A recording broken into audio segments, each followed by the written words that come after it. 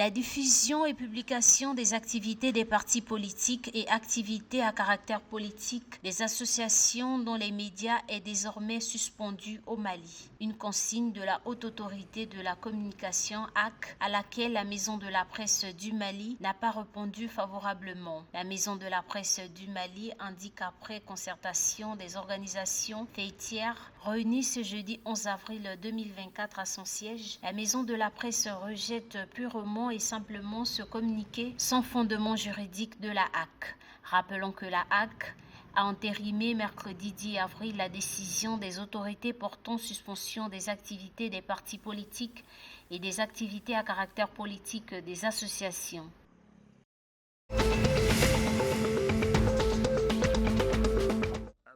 À Abidjan, le 11 avril 2024, le président de la transition du Gabon, le général Brice Clotaire Oligui-Nguema, a sollicité son homologue ivoirien Alassane Ouattara pour effectuer un plaidoyer auprès de l'Union africaine en faveur de la levée des sanctions pesant sur le Gabon. Le dirigeant gabonais a également plaidé pour le retour de ses frères d'armes et de leur État au sein de la Communauté économique des États de l'Afrique de l'Ouest, CEDEAO. Durant l'audience, les deux hommes ont évoqué le renforcement d'une coopération sud-sud qui passe, selon le chef de l'État gabonais, par l'ouverture du marché gabonais aux entreprises ivoiriennes dont l'expertise dans divers domaines est avérée. S'agissant de la coopération bilatérale, les deux pays se sont engagés à intensifier davantage les échanges économiques et commerciaux, notamment dans les secteurs agricoles, miniers et énergétiques.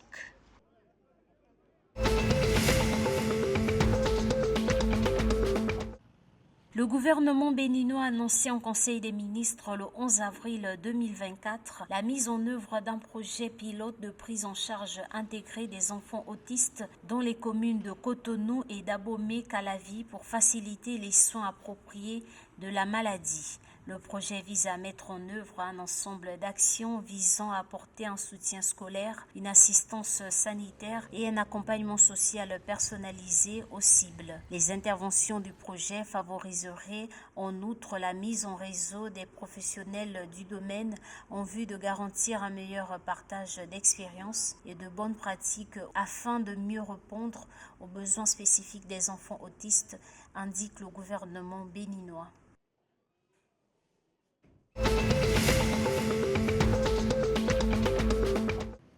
Pour appuyer la réforme foncière, le Togo opte pour la création d'un institut géographique national, une décision prise lors du dernier Conseil des ministres du 9 avril 2024.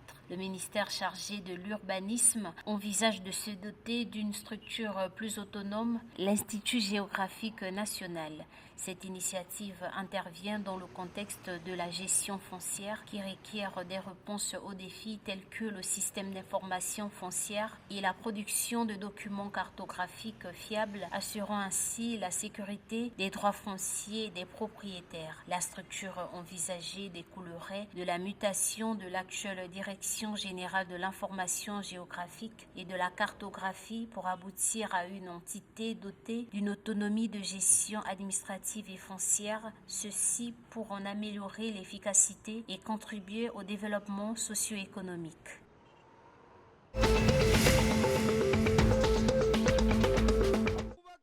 Le calendrier du démarrage du championnat guinéen de Ligue 2 professionnelle est désormais connu.